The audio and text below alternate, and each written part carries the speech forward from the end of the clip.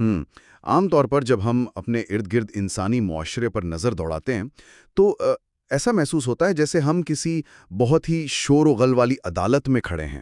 مطلب ہر طرف فیصلے صادر کیے جا رہے ہیں، کوئی کسی پر الزام لگا رہا ہے، کوئی کسی کی نیت پر شک کر رہا ہے۔ بالکل ایسا ہی ہے، ہر انسان کے ہاتھ میں گویا ایک ترازو ہے اور وہ بس تول رہا ہے۔ ہاں نا، ایک غیر مرئی ترازو جس میں ہم مسلسل دوسروں کے عقائد، ان کی سوچ اور اعمال کو تول رہے ہوتے ہیں۔ یہ ویسے ایک انتہائی تھکا دینے والا اور اعصاب شکن منظر ہے، لیکن ایک لمحے کے لیے تصور کریں کہ اس شور سے بھری عدالت کا دروازہ کھلتا ہے اور ہمارا قدم سیدھا ایک گھنے پرسکون جنگل میں جا پڑتا ہے۔ واہ کیا زبردست منظر کشی ہے! مطلب وہاں کوئی شور نہیں ہے، کوئی تنقید نہیں ہے۔ بالکل، کوئی کٹہرا نہیں ہے، وہاں بس ایک خاموش بے عیب نظام چل رہا ہے۔ درخت اپنی رفتار سے اگ رہے ہیں، ندیاں اپنا راستہ بنا رہی ہیں، سورج چمک رہا ہے، اور یعنی حیرت کی بات یہ ہے کہ یہ سب بغیر کسی دعوے یا فتوے کے ہو رہا ہے۔ یہ ایک بہت ہی گہرا تضاد ہے۔ ایک طرف ہمارا وہ انسانی رویہ ہے جہاں مسلسل ایک دوسرے کی جانچ پڑتال ہو رہی ہے، اور دوسری طرف قدرت کا وہ وسیع نظام ہے جو مکمل خاموشی سے چل رہا ہے۔ انسان اس نظام کا حصہ بھی ہے، اسے روز دیکھتا بھی ہے، لیکن ہم وہ سبق نہیں سیکھ پاتے جو اس خاموشی میں چھپا ہے۔ جی بالکل، قدرت بظاہر بے جان لگتی ہے، لیکن اس کی کارکردگی میں ایک ایسی پختگی ہے جو ہمارے شعوری فیصلوں میں بھی اکثر نظر نہیں آتی۔ میں سمجھتی ہوں یہ سوچنے کا ایک بہت مختلف زاویہ ہے۔ تو چلیں ذرا اس کی تہہ کھولتے ہیں۔ آج کے اس گہرے مطالعے کا مرکز محمد شکور شاکر نمانا کی ایک انتہائی فکر انگیز تحریر ہے جس کا عنوان ہے قدرت کا دیا مقدر۔ ان کا فلسفیانہ انداز تحریر واقعی بہت کمال کا ہے۔ جی بالکل، اور آج ہمارا مشن یہ ہے کہ ہم اس تحریر کو اس کے پورے فلسفیانہ انداز میں پڑھیں اور کوشش کریں کہ کوئی لائن سکپ نہ کریں۔ ہمیں اس بات کو پوری گہرائی کے ساتھ سمجھنا ہے کہ کائنات کے بے شعور عناصر اور انسان کی شعوری تقدیر کے درمیان اصل تعلق کیا ہے۔ صحیح، اور یہ تحریر ہمیں دعوت دیتی ہے کہ ہم اپنے اندر کے اس خود ساختہ جج کو تھوڑی دیر کے لیے خاموش کر دیں۔ بالکل، تحریر کی ابتدا ہی اس چبھتی ہوئی حقیقت سے ہوتی ہے کہ کیسے مختلف گروہ ایک دوسرے پر کفر و شرک کے فتوے لگاتے ہیں، لیکن پھر ہماری توجہ قدرت کے ایک بہت ہی سادہ سے عمل کی طرف موڑ دی جاتی ہے۔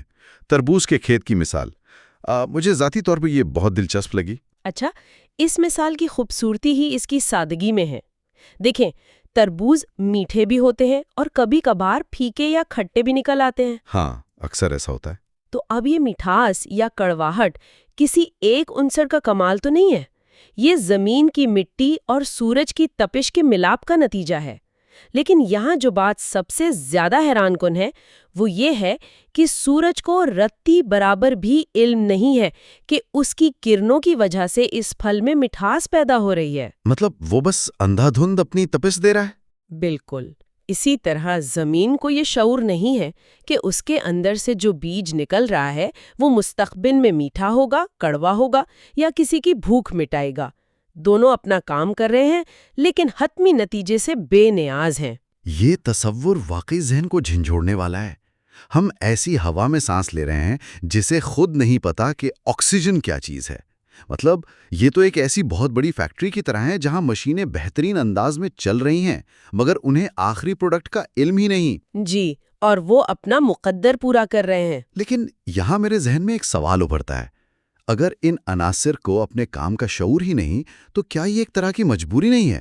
میرا مطلب ہے ایک باشعور انسان کو ایک ایسے بے شعور نظام سے کیا سیکھنا چاہیے جس کے پاس کوئی چوائس ہی نہیں ہے؟ یہ بہت اچھا سوال ہے۔ دیکھیں، اس کو ایک اور زاویے سے دیکھیں۔ بظاہر یہ بے شعوری ایک خامی لگتی ہے، لیکن اس کے اندر ایک بہت بڑا فلسفہ چھپا ہے۔ تحریر میں پانی کی مثال سے اس گتھی کو سلجھایا گیا ہے۔ اچھا، پانی کی مثال کس طرح؟ پانی کا بنیادی کام کیا ہے؟ بہنا۔ وہ بلندی سے پستی کی طرف جاتا ہے، کھیتوں کو سیراب کرتا ہے، پیاس بجھاتا ہے، اور کبھی جب طغیانی آتی ہے تو وہی پانی سیلاب بن کر بستیاں اجاڑ دیتا ہے۔ بالکل ایسا ہی ہے، سیلاب تو تباہی مچاتے ہیں۔ اب فرض کریں اگر پانی کے پاس شعور ہوتا یا اسے فیصلہ کرنے کی طاقت دے دی جاتی کہ آج میرے بہاؤ سے ایک گاؤں ڈوبنے والا ہے، تو کیا ہوتا؟ شاید پانی خوف یا ہمدردی کی وجہ سے وہیں رک جاتا۔ جی، وہ اپنا کام ہی چھوڑ دیتا، لیکن پانی کی تقدیر اس کے بہاؤ میں ہے۔ اس بے شعوری میں دراصل مکمل اطاعت کا سبق ہے۔ کیا بات ہے، مکمل اطاعت۔ بالکل، یہ بتاتا ہے کہ جب آپ کسی بڑے آفاقی نظام کا حصہ ہوتے ہیں تو آپ کا کام صرف اپنے حصے کا فعل انجام دینا ہے۔ ان عناصر کی خاموشی مجبوری نہیں، ان کا کمال ہے کہ وہ نتائج کی پرواہ کیے بغیر بس حکم مان رہے ہیں۔ گویا وہ ہمیں سکھا رہے ہیں کہ بنا کسی غرض اور دکھاوے کے اپنا کام کرتے رہو۔ ہم انسان تو چھوٹا سا بھی فلاحی کام کرے تو ہمیں ستائش چاہیے ہوتی ہے، ہاں نا، ہمیں فوراً تشہیر کی ضرورت پڑ جاتی ہے۔ لیکن زمین خاموشی سے فاسفورس اور نائٹروجن اگل رہی ہے، درخت آکسیجن بنا رہے ہیں، اور انہیں کوئی تمغہ نہیں چاہیے۔ وہ یہ بھی نہیں دیکھتے کہ ان کی آکسیجن کوئی نیک انسان لے رہا ہے یا کوئی برا، وہ بس فیض بانٹ رہے ہیں۔ صحیح بات ہے، وہ کسی کو جج نہیں کر رہے۔ لیکن یہاں آ کر بات واقعی بہت دلچسپ ہو جاتی ہے، کیونکہ ہم انسان نہ تو پانی ہیں نہ درخت، ہم تو اشرف المخلوقات ہیں۔ ہمارے پاس تو عقل ہے، علم ہے۔ بالکل۔ تو ایک طرف ہم کہہ رہے ہیں کہ سورج کی طرح خاموش خادم بن جاؤ، اور دوسری طرف انسان کا شعور ہی اس کا اصل امتحان ہے۔ ان دونوں باتوں میں جو بظاہر ایک تضاد ہے، اس میں توازن کیسے ممکن ہے؟ یہ اس پوری بحث کا سب سے کلیدی سوال ہے، اور تحریر کا اصل مغز اسی تضاد کو سلجھانے میں ہے۔ انسان کا امتحان یہ ہرگز نہیں ہے کہ وہ اپنا شعور ختم کر کے زمین کی طرح اندھا ہو جائے۔ تو پھر تقدیر کا اصل مطلب کیا ہوا انسان کے لیے؟ تقدیر کا مطلب یہ ہے کہ انسان اپنے عمل اور اپنی نیت سے خود کو ثابت کرے۔ توازن اس بات میں ہے کہ وہ اپنا علم صرف اپنے اعمال کو بہتر بنانے کے لیے استعمال کرے، خلق خدا کی بھلائی کے لیے۔ خرابی وہاں پیدا ہوتی ہے جب وہ اس شعور کا رخ اپنی ذات سے ہٹا کر دوسروں کی طرف کر لیتا ہے۔ اوہو، یعنی جب ہم دوسروں کے کاموں اور نیتوں کی تفتیش شروع کر دیتے ہیں۔ جی بالکل، المیہ یہ ہے کہ ہم یہ سوچنے لگتے ہیں کہ کیا میرے اس عمل کا خدا کو پتہ چلے گا، یا ہم دوسروں کی نیتوں کو جانچنے لگتے ہیں۔ سورج بننے کا مطلب شعور کھونا نہیں، بلکہ اس غرض اور تکبر کو کھونا ہے جو اکثر ہمارے علم کے ساتھ جڑ جاتا ہے۔ میں سمجھ رہا ہوں، مطلب یہ تو ایسا ہی ہے جیسے کوئی سافٹ ویئر انجینئر ایک پروگرام بنائے اور پھر بھول جائے کہ کون استعمال کر رہا ہے، بس فیض سب کے لیے ہو، چن چن کے روشنی نہ بانٹے۔ ہاں بالکل یہی بات ہے، اور یہ واقعی ایک بہت بلند درجے کی خاموشی ہے۔ لیکن جب ہم اس اصول کو روزمرہ زندگی پر لاگو کرتے ہیں تو منظر بالکل الٹ ہے۔ ہم تو دوسروں کے اعمال کے تفتیشی بنے ہوئے ہیں، بات فتوے لگانے اور کفر کے سرٹیفکیٹ بانٹنے تک پہنچ جاتی ہے۔ آخر انسانی نفسیات ایسا کیوں کرتی ہے؟ دیکھیں، یہ ہماری انا اور انسیکیورٹی کا ایک بہت گہرا مسئلہ ہے۔ جب ہم دوسروں پر فتویٰ لگاتے ہیں تو دراصل ہم خود کو تسلی دے رہے ہوتے ہیں کہ ہم صحیح راستے پر ہیں۔ دوسروں پر انگلی اٹھانا نفسیاتی طور پر بہت آسان ہے، بنسبت اس کے کہ ہم اپنے اندر جھانکیں۔ بالکل۔ اسی مقام پر تحریر ایک انتہائی طاقتور اصول وضع کرتی ہے، وہ یہ کہ نیت کا فیصلہ کوئی دوسرا انسان نہیں کر سکتا۔ یہ فیصلہ صرف وہ تیسری قوت کرتی ہے جسے ہم رب کہتے ہیں، جو دلوں کے حال جانتی ہے۔ جی، ہم انسان کسی کے باطن کا ایکس رے تو نہیں کر سکتے۔ اس نقطے کو واضح کرنے کے لیے شیر اور ہرن کی ایک اور قدرتی مثال دی گئی ہے۔ شیر اور ہرن والی مثال۔ جب ایک شیر ہرن کو دبوچتا ہے تو ہمیں وہ منظر ظالمانہ لگتا ہے، ہم اسے فوراً ظلم کہہ دیتے ہیں۔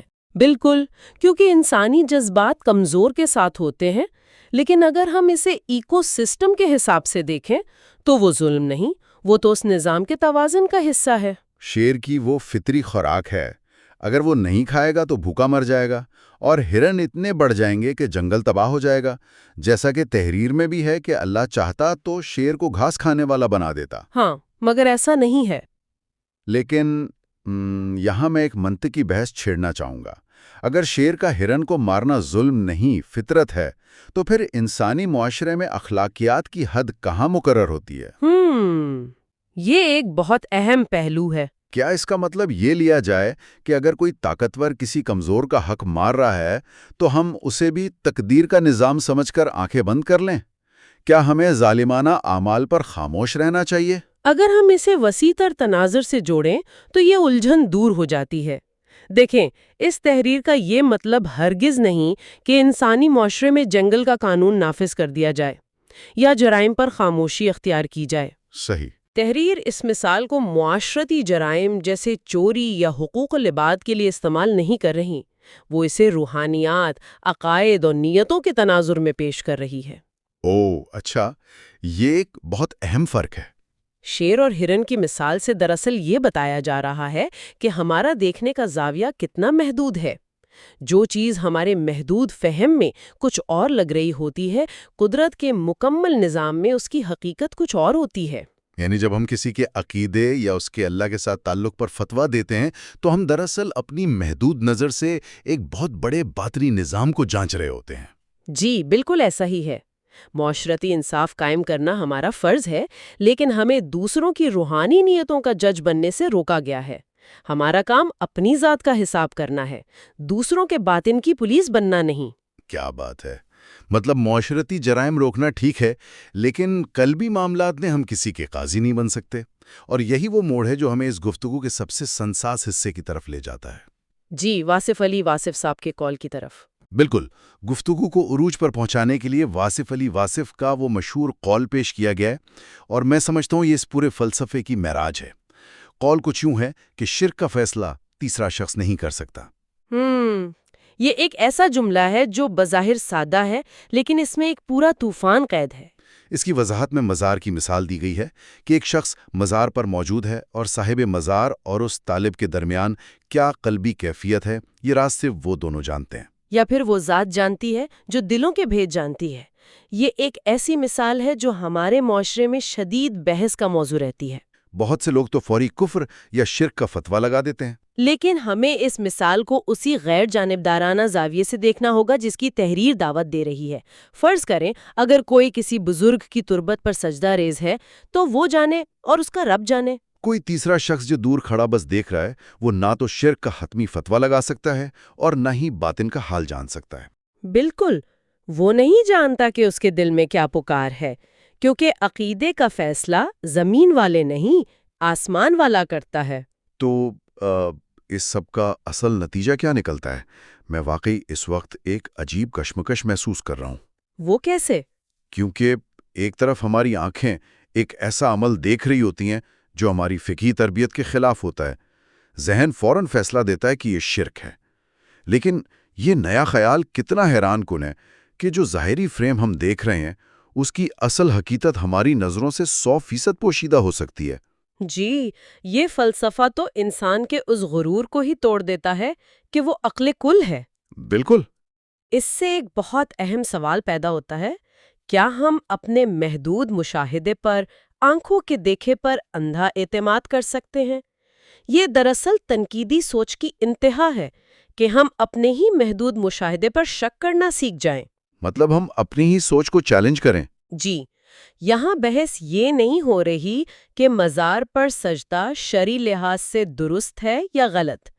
تحریر اس بحث سے اوپر جا کر ایک اصولی بات کر رہی ہے، یہ دیکھنے والے سے فیصلہ کرنے کا حق چھین رہی ہے کہ جب تم روحوں کا تجزیہ کر ہی نہیں سکتے تو تم حتمی فیصلہ کیسے سنا سکتے ہو؟ بالکل، اور جب انسان کو یہ احساس ہوتا ہے کہ وہ دوسرے کی نیت جان ہی نہیں سکتا تو اس کے پاس صرف ایک کام بچتا ہے، اپنی ذات کی اصلاح۔ یہ سوچ انسان کو دوسروں پر تنقید سے نکال کر اپنے احتساب کی طرف موڑ دیتی ہے۔ کیا بات ہے! اور واقعی اگر ہم اس پورے سفر پر نظر دوڑائیں جو ہم نے طے کیا ہے تو یہ حیرت انگیز رہا ہے۔ تربوز کے کھیتوں اور زمین کی خاموشی سے لے کر پانی کے بے خوف بہاؤ تک، ہم نے شیر اور ہرن کی جبلت سے اپنے نظریے کو پرکھا۔ اور پھر ہم انسانی نیت کے اس پوشیدہ مقام تک پہنچے جہاں تمام فتوے اور انسانی عدالتیں بیکار ہو جاتی ہیں۔ بالکل، جہاں صرف اس ذات کا حکم چلتا ہے جو رازوں سے واقف ہے۔ یہ سفر انسان کو اپنی حقیقت سے روشناس کرواتا ہے۔ اور اگر ہم اس فلسفے کو آج کے ڈیجیٹل دور کے تناظر میں دیکھیں تو اس کی اہمیت کئی گنا بڑھ جاتی ہے۔ سوشل میڈیا کے دور میں جہاں ہر شخص کے ہاتھ میں ایک ڈیجیٹل ہتھوڑا ہے اور وہ عدالت لگائے بیٹھا ہے۔ جی، ہم اسکرین پر 10 سیکنڈ کی ویڈیو دیکھتے ہیں اور پلک جھپکتے ہی اس انسان کے کردار اور ایمان تک کا فیصلہ کر دیتے ہیں۔ نہ جانے کتنے فتوے بانٹتے ہیں۔ ایسے ماحول میں یہ تحریر ایک ٹھنڈی ہوا کے جھونکے کی طرح ہے، جو ہمیں سکون کی دعوت دیتی ہے کہ کائنات کے خاموش عناصر کی طرح بن جاؤ، جو شور نہیں مچاتے، بس اپنا کام کرتے ہیں، اور باقی سب اس تیسری قوت پر چھوڑ دیتے ہیں۔ یہ واقعی دل و دماغ سے ایک بہت بڑا بوجھ اتار دینے والی بات ہے۔ ہم نے خامخواہ پوری دنیا کو سدھارنے کا بوجھ اٹھایا ہوا ہے، جس سے ہم خود بھی ذہنی دباؤ کا شکار رہتے ہیں۔ بالکل۔ تو آج کی اس گہری نشست کے بعد ہم گفتگو کو ایک ایسے خیال پر چھوڑیں گے جو شاید دیر تک ذہنوں میں دستک دیتا رہے۔